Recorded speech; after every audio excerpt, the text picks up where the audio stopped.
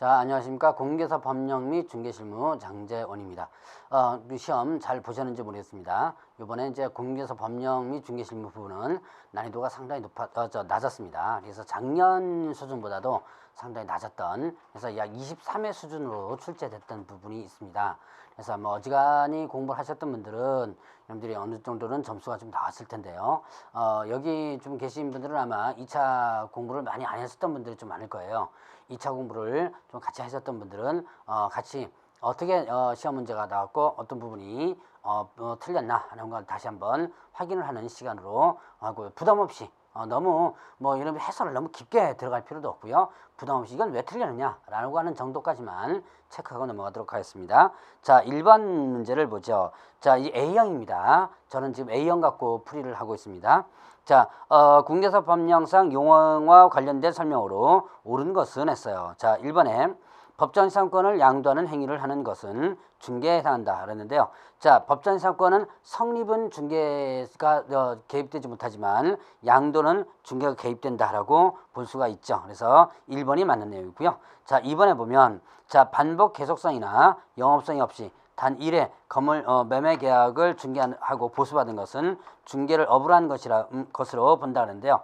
반복 계속성이 없다. 그러니까 우연한 기회라면 업이 아니다 그랬죠. 그다음에 3번에 외국의 법에 따라 공개사 자격을 취득한 자도 공개사법에서 정의하는 공개사로 본다 그랬는데요. 자, 외국법에 따라서 자, 일단 이 법에 의한 용어 정의에서 보면 공인중개사란 이 법에 의한 자격을 취득한 자랬어요. 이 법에 의해서 자격을 취득한 자. 공인중개사법이 아닌 공개사 자격은 우리나라에서 인정되지 않는 부분이었죠. 자, 그다음에 4번에 소속공개사라는 법인인 개업공개에 소속된 공개사만을 말한다 그러는데요. 자, 소속공개사는 어떻게 돼요? 공인중개사 자격을 취득했죠. 그래서 개업공개사에 소속된 공인중개사로서 이렇게 되죠. 자, 그럼 여기에는 법인뿐만 아니라 개인에게 소속된 공인중개사도 마찬가지로 포함되죠. 자, 중개보전이란 공인중개사가 아닌 자로서 개업공개사에게 소속되어 중개대상물에 대한 현장 안내와 자, 중개대상물 확인 설명 의무를 부담하는 것이 아니라 요것서 틀렸죠. 현장 안내 일반 사무든 단순 업무를 보조하는 자 이렇게 해주면 되죠. 자, 이번에 보면 자, 공개사 법령상 중개에 관한 설명으로 틀린 것은 했어요. 자, 5번에 보면 중개의 정의에서 말하는 그 밖의 권리는 저당권은 포함되지 않는다는데, 자, 이 그 밖의 권리는 판례상 어떻게 돼요? 저당권 등 담보물권도 포함된다 이렇게 돼 있죠. 자, 그다음에 3번에 보면 자, 공개사 법령상 공개사 자격증이나 중개사무소 등록증 교부에 관한 설명으로 틀린 것을 했는데요. 3번에 보세요. 자격증 및 등록증을 잊어버리거나 못 쓰게 된 경우 시도지사에게 재교부 신청한다는데, 자격증 잊어버렸다 그러면 시도지사죠. 근데 등록증 잊어버렸다 그러면 등록관청에 재교부 신청하는 거죠. 그 다음에 4번에 보면 공개사법령상 법인이 중개사무소 개설 등 하는 경우 등록 기준 내용이다. 자, 옳은 것을 모두 고른 것은 없는데요. 자, 여기서 보면 자, 기업과 니은은 일단 맞죠. 그런데 디귿에 보면 자, 대표자를 포함한 임원 또는 사원의 3분의 1 이상이 공개사일 것, 대표자를 제외한 이렇게 해주면 되고요. 리을에 보면 대표자, 임원, 사원의 3분의 1 이상이 실무교육 받았을 것 그런데요. 이때는 실무교육은 모두 받아야 돼요. 공인중개사인 아닌 모두 실무교육을 받아야 된다. 그래서 기억, 리을은 틀리고 맞는 내용이고요. 디귿, 리을은 틀리죠. 그래서 답은 기억, 리을 2번입니다. 자, 5번에 보면 2015년 10월 23일 현재 공개사법령상 중개사무소 개설 등록 사유에 개설 등록 결격 사유에 해당하는 자는 그랬습니다. 1번 같은 경우는 어떻게 돼요? 선고유예는 결격 사유 자체가 아니죠. 이번에 보면 자, 2009년 4월 15일 파산선고를 받고 15년 4월 15일 복권된 자, 복권되면 바로 결격사에서 벗어나죠. 그 다음에 3번에 보면 다른 법률 위반에서 벌금형은 결격사유 자체가 아니고요. 4번에 보면 거짓으로 중개사무소 개설 등록하여 2012년 11월 15일 개설 등록이 취소된 자, 자 그럼 12년 11월 15일 취소됐으니까 여기서부터 3년이죠. 그러니까 15년 어떻게 된 거예요? 15년 11월 14일까지가 결격사이고 11월 15일 날부터 결격사 벗어나죠. 그러니까 10월 23일이라고 한다면 아직까지 결격사의 기간 중에 있죠. 자, 자격증 처분을 4월 15일 받았습니다. 그러니까 10월 23일을 기준으로 한다면 어떻게 돼요? 자, 10월 15일이면 끝나겠죠. 6개월이 자격정지는 6개월 동안이 결격사니까 자격정지 그 뭡니까 정지 기간 동안이 결격사니까 최대치로 6개월 계산해도 계산을 해도 10월 15일이면 끝난다라는 부분이었죠. 자, 그러면 이제 5번에 공개사법령상 중개사무소 설치에 관한 설명으로 틀린 것을 했어요. 자, 그 3번에 보면 법인인 개업공개사가 분사무소 설치하는 경우 분사무소 소재지 시장군수구청장에게 신고해야 된다. 자, 분사무소 설치 신고, 이전 신고, 분사무소 인장 등록 모두가 된다. 주된 사무소죠. 주된 사무소 등록관청이다. 자, 7번 개업공개사가 겸업할 수 있는 업무를 모두 고른 것은 했는데요. 겸업할 수 없는 기역, 니은, 디귿, 리을 다입니다. 다가 겸업할 수 있는 사항에 해당된다. 그래서 답은 5번이고요. 자, 8번 문제를 보면 공개사법령상 개업공개사의 고용인과 관련한 설명으로 옳은 것은 했어요. 자, 1번에 보면 소속공개사에 대한 고용신고를 받은 등록관청은 공인중개사 자격증을 발급한 시도사에게 자격 확인을 요청해야 한다. 1번이 맞아요. 그러니까 소속공개사 고용신고할 때 자격증 사본 첨부하지 않죠. 자, 등록관청이 자격증을 발급한 시도회사에게 확인을 하도록 하고 있죠. 자, 2번에 보면 개업공개사가 소속공개사를 고용한 경우 업무 개시 후 10일 이내 등록관청에 신고한다. 그렇죠? 이거는 고용신고는요. 업무 개시 전 이렇게 되죠. 그 다음에 3번에 소속공개사는 고용신고일 전 1년 이내에 직무교육이 아닌 뭐를 실무교육을 받아야 되고요. 그 다음에 4번에 중개보전의 업무상행위는 그를 고유한 개업공개 행위로 추정한다. 그를 고유한 개업공개사 행위로 본다 그랬죠. 본다. 자, 그래서 간주하는 경우죠. 4번은요. 추정이 아니고 본다. 자, 그 다음에 또 5번에 중개보전의 업무상 과실로 인한 불법행위로 의뢰인에게 손해를 입힌 경우 개업공개사가 손해배상 책임을 지고 중개보전은 그 책임을 지지 않는다 그랬는데요. 자, 연대 책임이죠. 중개보전이 잘못했을 때, 자, 개업공개사만 책임지는 게 아니라 그 잘못된 중개보전도 같이 책임지죠. 그래서 연대 책임진다라고 하는 거죠. 자, 9번 보죠. 공개사법령상 공개사 자격증, 그다음 중개사무소 등록증에 관한 설명으로 틀린 것은 했어요. 자, 4번에 보면 개업공개사가 등록증을 타인에게 대여한 경우 공인중개사 자격의 취소 사유가 된다 그러는데요. 자, 타인에게 대여했습니다. 등록증을 대여했어요. 그럼 등록 취소가 되는 것이지 자격 취소가 되는 건 아니죠. 등록 취소가 되는 것이고 10번에 보면 자, 그 공개사법령상 등록관청 관할 지역 외 지역으로 중개사무소 이전한 경우에 관한 설명이다. 틀린 것은 했어요. 그 2번에 보면 법인인 개업공개사가 분사무소를 이전한 경우 이전 후 분사무소 관할 등록업체 이전설 신고한다. 자, 앞선 문제에서 설치 신고 주된 사무소를 했죠. 이전 신고도 마찬가지 주된 사무소죠. 그러니까 분사무소에 대한 모든 행정 업무는 어디서 처리한다? 주된 사무소 처리한다라는 거 구분을 해보면 됩니다. 자, 그러면 이제 11번 문제 보죠. 공개사법령상 개업공개사의 휴업신고에 관한 설명으로 옳은 것을 모두 고른 것은 했습니다. 기역과 니은은 옳은 것은이에요. 자, 옳은 것에 해당되고요. 디귿에 보면 등록관청에 휴업신고를 하는 때 개업공개사는 지체 없이 사무소 간판을 철거해야 된다. 자, 사무소 간판을 지체 없이 철거하는 건 세 가지였죠. 폐업신고, 그 다음에 또 등록 취소, 사무소 이전 신고. 자, 사무소 이전 신고, 폐업 신고, 그 다음에 또 등록 취소 이거죠. 자, 그래서 휴업 신고는 일단 철거 사유가 되질 않죠.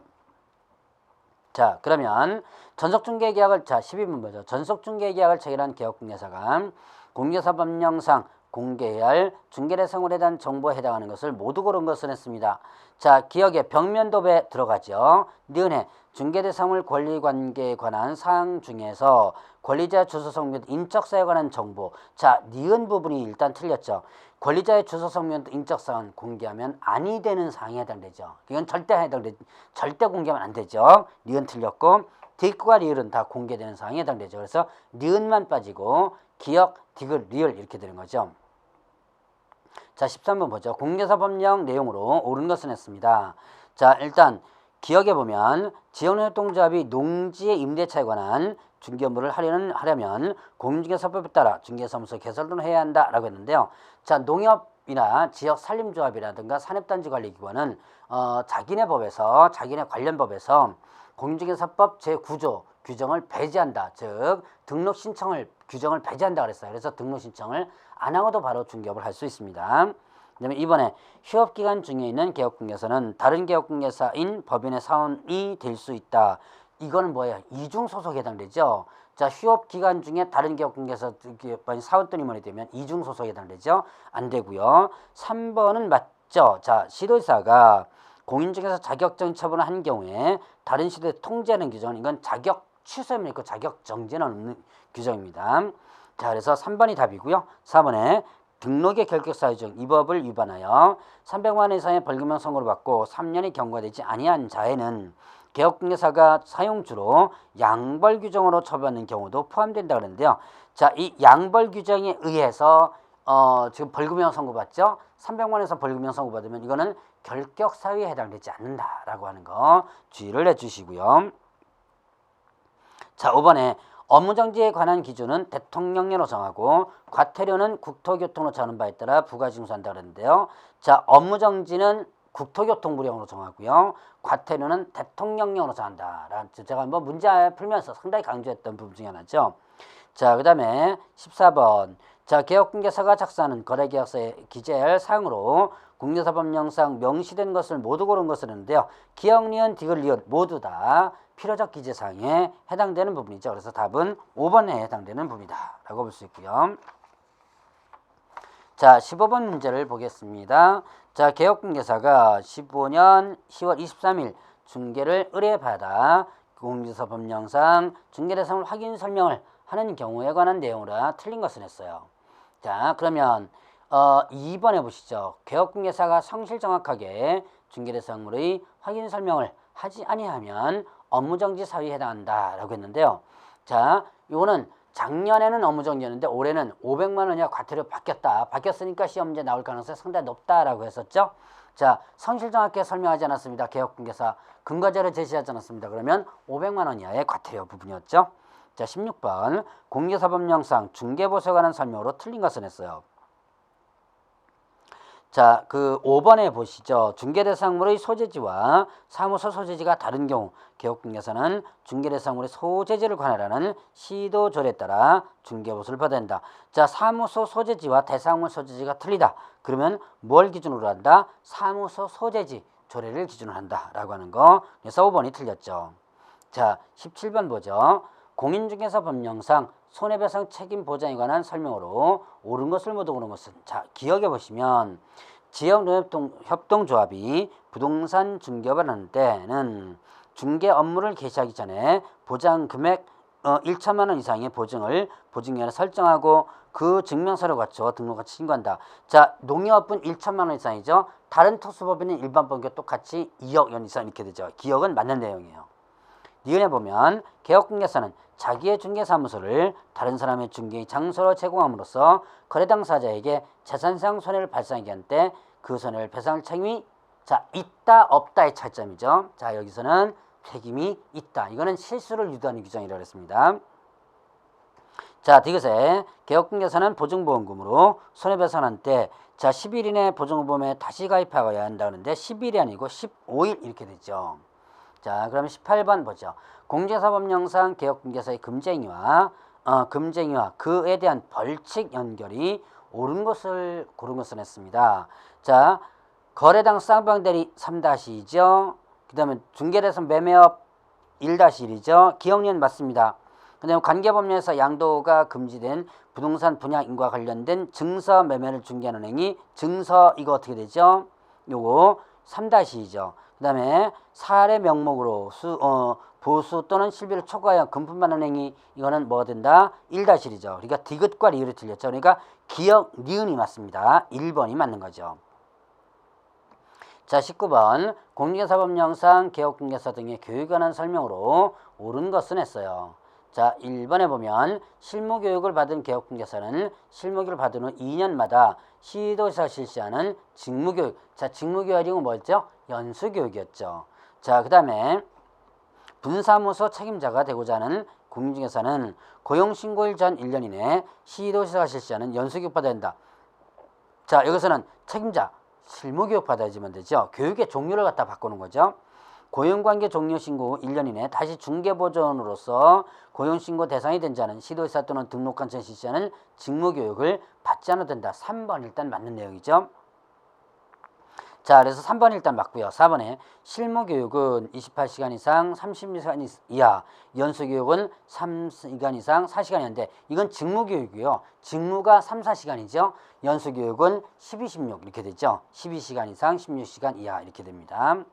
자, 그 다음에 5번에 국토교통장관이 마련하여 시행하는 교육 지침에는 교육 대상, 과목, 시간 등이 포함되어야 하냐, 수강료는 그러하지 아니하다 그랬는데요. 자, 수강료도 일단 여기에 지침에 포함되는 사항이죠. 자, 그러면 20번 보죠. 공개사법령상 개업공개사의 업무정지 사유인 동시에 중개행위를 한 소속공개사의 자격정지 사유는 했는데요. 1번, 2번, 3번, 5번은요. 다 누구에게 부여된 거냐면 이거는 개업공개사에게만 적용되는 부분이에요. 그래서 개업공개사만 적용되는 부분에서 업무정지 사유만 해당되는데 자, 4번을 보세요. 4번을 보면 서명날인 의무. 서명날인은 개업공개사뿐만 아니라 그 업무를 수행한 누구? 소속공개사도 서명날인을 어떻게 한다? 할 의무가 있죠. 그러니까 서명 및 날인 의무는 개업공개사뿐만 아니라 소속공개사도 할 의무가 있기 때문에 답은 4번. 자, 이거 4번을 위반하면 개업공개사는 업무정지, 그 다음에 소속공개사는 뭐가 된다? 자격정지 이렇게 되는 거죠. 자, 그러면 21번 문제를 보죠. 자, 공개사법령상 개업공개사의 사유로 중개사무소 개설 등록을 취소할 수 있는 경우가 아닌 것은 자, 취소할 수 있는 경우니까 어떻게 된 거예요?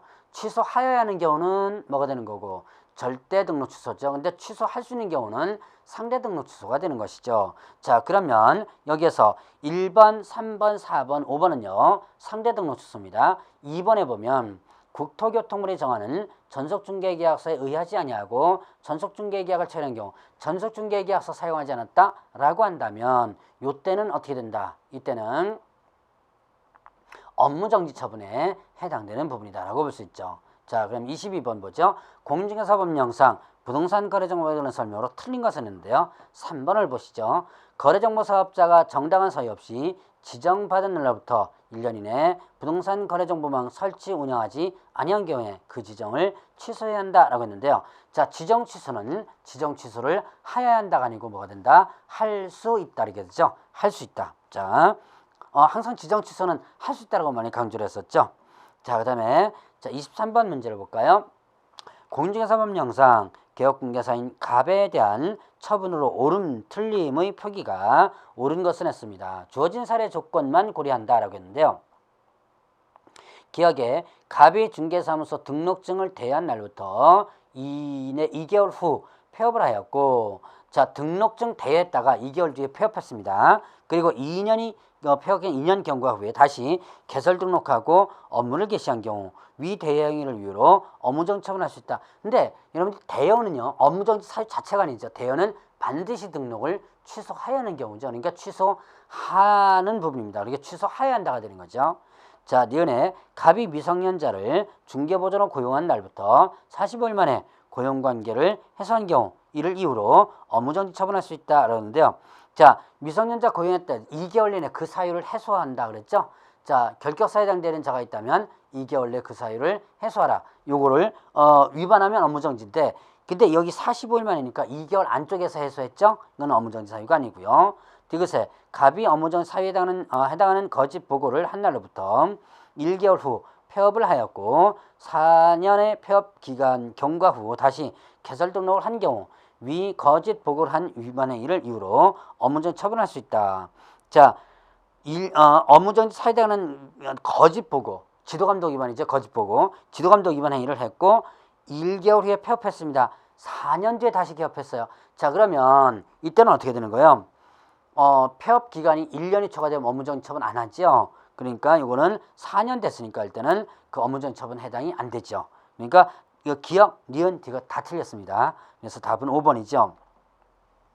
24번 공개사법령상 포상금에 관한 설명으로 틀린 것을 했는데요. 2번에 보면 포상금의 지급에 소요되는 비용은 그 전부 또는 일부를 국고에서 보조할 수 있다는데 전부 또는 일부가 아니라 일부를 보조할 수 있답니다. 자, 전부를 보조할 수 있다. 일부를, 자, 전부를 보조할 수 있다. 전부 또는 일부 이렇게 틀려요.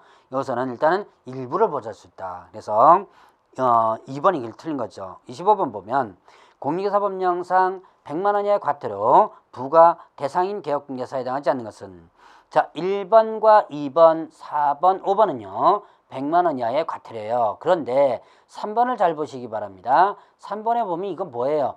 연수교육 위반이죠. 연수교육 위반은요. 500만 원 이하의 과태료다라고 하는 거 주의를 해주시고, 자, 그럼 26번 공인중개사법령상 공인중개사 자격 취소에 대한 설명으로 틀린 것은 했어요. 자, 1번에 보면 자격 취소 처분은 중개사무소 소재지 관할 시도지사가 한다. 자, 자격 취소나 자격 정지나 모두 누가 하겠다고 그랬어요? 교부한 시도지사가 행한다 라고 했죠. 교부한 시도지사. 자, 그래서 1번이 틀렸고 27번 공인중개사법령 내용으로 옳은 것은 했어요. 1번에 자, 등록관청은 개업공개사 등의 부동산 거래사고 예방을 위한 교육을 실시할 수, 자, 여기도 마찬가지죠. 있다와 없다의 차이죠. 자, 거래사고 예방 교육은 국장, 시도지사, 등록관청 실시할 수 있다 그랬죠. 그래서 실시할 수 있다. 자, 1번 틀렸죠. 없다가 아니고 있다. 2번 개업공개사는 등록관청에 중개사무소 이전 사실을 신고한 경우 지체 없이 사무소 간판을 철거해야 한다. 자, 이전 사실을 신고한 경우에 지체 없이 사무소 간판을 철거해야 된다 그랬는데요. 자, 일단은 사무소 이전, 그 다음에 등록 취소, 그 다음에 또 폐업 신고 철거하라 그랬죠. 2번이 맞는 내용이고, 자, 3번에 개업공개사로서 폐업 신고를 한 후 1년 이내에 소속공개사로 고용신고 대상이 된 자는 고용신고일 전 다시 실무교육을 받아야 된다. 자, 지금 1년 이내에 다시 고용신고를 하게 됩니다. 그러면 어떻게 되는 거예요? 이때는 실무교육 받지 않는다라는 거 구분해 보시고요. 4번에 보면 개업공개사가 조직한 사업자단체가 독점규제 및 공정거래 법률을 위반하여 공정거래위원회로부터 과징금 처분을 최근 2년 이내에 이회 이상 받은 경우 공인중개사 자격이 취소된다 그러는데요. 자, 일단 2년 이내에 이회 이상 받은 경우는 등록이 취소될 수 있다 그랬죠. 등록이 취소될 수 있다. 자, 그럼 5번에 중개보조는 중개사무소 명칭, 소재지, 연락처, 성명을 명시하여 그 다음에 표시광고를 할 수 있다는데 중개보조는 할 수 없죠. 막 개업공개사가 아닌 자가 하게 되면 이거는 1년 이하 징역 또는 처벌금이고 여기는 개업 공인중개사만이 할 수 있는 부분이죠. 자, 그러면 28번 문제를 보죠. 부동산 거래 신고하는 법령상 부동산 거래 신고에 관한 설명으로 틀린 것을 했네요. 1번에 도시 및 주거환경 전법, 자, 이거는 뭐 틀린 것만 보죠. 이것도. 자, 4번에 보면 거래 신고를 하려는 개업공개사는 부동산 거래 계약 신고서에 서명 또는 날인하여 중개사무소 소재지 등록관 제출한다는데, 자, 등록관청이 두 가지죠. 공인중개사법에 의한 등록관청은 사무소 소재지 시군구고, 그 다음에 또 부동산 거래 신고법의 등록관청은 어떻게 된다? 부동산 소재지 시군구입니다. 자, 이거 차이 조심해서 봐줘야지만 되죠. 그래서 이거는 사무소가 아니라 부동산 소재지 등록관청 이렇게 해주시면 되죠. 자, 29번 보죠. 공인중개사법령상 공인중개사인 개업공개사의 거래계약서 작성 등에 관한 설명으로 틀린 것은 했죠. 1번에 보면 거래계약서는 국토교통부 장관이 정한 표준서식을 사용해야 한다 그랬는데요. 1번이 틀렸죠. 자, 지금 거래계약서와 관련된 부분에서는 표준서식이 지금 정해져 있지 않고요. 실제로 국토교통부 장관이 표준서식을 정할 수 있는데요. 이때 표준서식을 정하여 권장할 수 있다 그랬습니다. 하여야 한다가 아니고. 그래서 지금 현재 이렇게 해서 사용해야 되는 의무는 없죠. 자, 30번 공인중개사법령상 전속중개에 관한 설명으로 틀린 것은 했어요. 자, 그럼 3번에 보면 개업공개사가 전속중개계약을 체결한 때 그 계약서를 5년 동안 보존한다. 전속중개계약서 몇 년간 보관? 3년이죠. 그래서 전설은 3년이라고 그랬죠. 전속중개계약서 설명서 3년. 31번 보죠. 갑은 개업공개사 병에게 중개를 의뢰하여, 자, 을 소유 전용 면적 70제곱미터 오피스텔을 보증금 2천만 원, 월차임 25만 원에 임대차 체결을 했다. 이 경우 병이 갑으로부터 받을 수 있는 중개부 최고 한도액은, 자, 여기서 일방이냐 쌍방이 더 봐야죠. 갑으로부터 받을 수 있는 건 있으니까 쌍방이 아니고 일방입니다. 그리고 오피스텔과 관련된 부분에서는 자, 네 가지 기억해야죠. 전용면적 85 이하이고 20씩 부엌이 있어야 되고 그다음에 또 자, 뭐 화장실 있어야 되고 욕실이 있어야 된다. 이 네 가지가 모두 구비된다면 자, 매매 교환은 0.5%고 임대차는 0.4죠. 자, 그럼 이거 보니까 괄호를 보세요. 임찬 오피스텔은 건축법령상 업무시설로 상하수도 시설을 갖춰진 전용 입식 부엌, 전용 수세식 화장실 및 목욕시설을 갖췄다 그랬습니다. 그러면 0.5, 0.4가 적용되는데 임대차니까 0.4가 적용되겠죠. 자, 그럼 한번 계산해 볼까요? 보증금 얼마죠? 2천만 원에 자, 월세가 25만 원이지. 25만 원 곱하기 일단 100을 해봅시다. 곱하기 100을 해보면 임대차니까 이제 곱하기 저 환산해줘야죠. 곱하기 100하니까 2,500만 원. 2,500에다가 2,000원 하니까 4,500이에요. 그럼 4,500이면 5천만 원 미만이 되죠. 그럼 다시 계산하죠. 얼마로 다시 계산해줘야 돼요? 곱하기 100이 아닌 뭘로다가 70으로 계산을 해줘야지만 되죠. 그러면 2천만 원에다가 자 70 하니까 1,750만 원이 됩니다. 1,750만 원에 2천만 원을 더하면 얼마입니까? 3,750만 원이죠.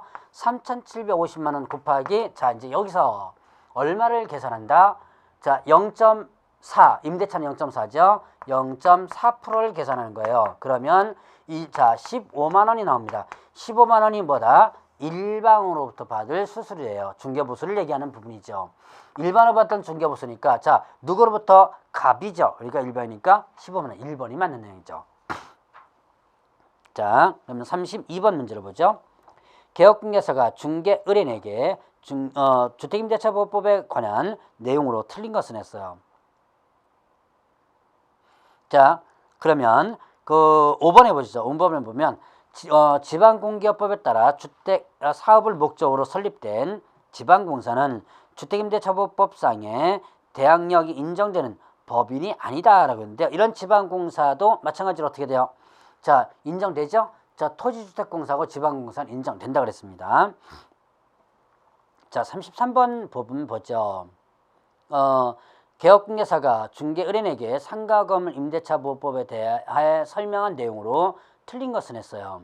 상가보호법이죠. 자 일단 5번에 보면 보증금이 전액 변제되지 아니한 대항력 있는 임차권은 임차건물에 대하여 민사집행법에 따른 경매가 실시된 경우 임차건물이 매각되면 소멸한다 그러는데요. 자 임차권 등기 명령 신청이 한 임차권 등기는 경매에서 소멸된다 그랬죠. 자 그런데 여기서 다만 전액 변제되지 않은 대항력 있는 임차권은 어떻게 한다? 소멸되지 않는다 그랬습니다. 그래서 이분이 틀렸죠. 자 그 다음에 34번 문제 보죠. 개업공개사가 중개인에게 농지법상 농지의 임대차에 대한 설명으로 틀린 것을 했는데요. 자 농지 임대차 부분입니다. 자 3번에 보면 농지 이용 증진 사업 시행 계획에 따라 농지를 임대하는 경우 임대차기간은 5년 이상으로 한다. 자 일단 어떤 경우든지 임대차 기간은 몇 년 이상이다? 3년 이상으로 해야 한다. 이렇게 됐습니다. 5년 이상이 아니고 3년 이상으로 해야 한다. 자 이거는 뭐 공법에서 나왔던 부분이죠. 자 그러면 35번 공유사법령상 토지 매매의 경우 중개대상물 확인 설명서 서식의 개업공개사 기본 확인 사항에 해당하지 않는 것은 했습니다. 자 개업공개사 기본 확인 사항. 자 일단 세부 확인 사항란이 있고 기본 확인 사항란이 있죠. 기본 확인 사항란은 1번, 3번, 4번, 5번은 기본 확인 사항란에 있죠. 개업공개사 직접 확인하는 거. 그리고 2번을 보세요. 실제 권리관계 또는 공시되지 않은 물건의 권리관계사항. 요거는 어디에 해당된다? 이거는 세부 확인 사항란 맨 위에 있죠. 자 세부 확인 사항란이 있죠. 그래서 2번이 답이다라고 볼 수 있죠. 자 이제 36번 문제로 들어가도록 하죠.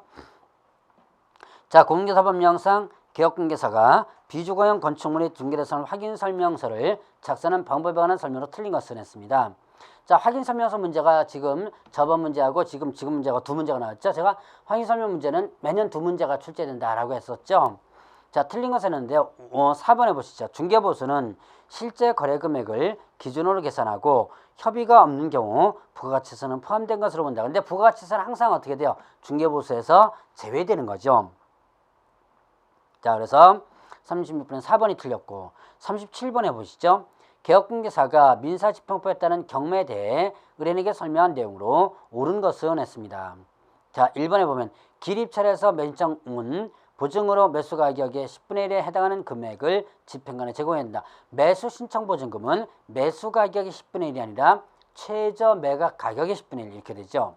이번에 매각 허가 결정이 확정되면 법원은 대금 지급 기일을 정하여 매수인에게 통지해야 하고 매수인은 그 대금 지급 기일에 매각 대금을 지급해야 한다 그러는데요. 자, 지금 기일이라 그랬죠. 자, 여기에 기일과 기한 문구를 잘 보셔야 되는데 기일은요 날을 얘기하는 거죠. 며칠 날 내라. 기한은 언제까지 내라 그랬죠. 그래서 기한이 돼야지만 됩니다. 기일이 아닌 거다. 기한. 자, 그러면 3번에 민법, 상법, 그 밖의 법률에 의하여 우선 변제 청구권이 있는 채권자는 매각 결정기일까지 배당 요구할 수 있다라고 했는데요. 자, 배당 요구는 언제까지 하는 거? 배당 요구의 종기일까지 한다라고 볼 수 있죠. 자, 그러면 4번에 매수인은 매각 부동산 위에 유치권자에게 유치권으로 담보한 채권을 변제할 책임이 없다 그러는데요. 자, 있다 그랬죠. 자, 매수인은 변제 책임이 있죠. 그 다음에 유치권자는 변제 청구할 수 없다 이렇게 되는 거죠. 그 다음에 5번에 자, 매각 부동산 위의 전세권은 저당권에 대항할 수 있는 경우라도 전세권자가 배당 요구가 매각으로 소멸된다. 5번이 맞는 얘기죠. 자, 전세권은 선순위라 하더라도 매각으로 소멸된다. 자, 5번이 맞는 얘기고요. 38번 공인중개사의 맨청 대리 등록에 관한 규칙의 내용으로 틀린 것은 했어요. 자, 4번을 보면 소속공개사는 매수 신청 대리인 등록을 할 수 있다. 자, 매수 신청 대리인 등록 무조건 누구? 개업공개사만입니다. 소속공개사 할 수 없죠. 소속공개사 나왔다 그러면 무조건 틀리다라고 했었죠. 자, 그 다음에 39번 문제 보죠. 외국인 토지법상 외국인의 토지 취득에 관한 설명으로 옳은 것은 했어요.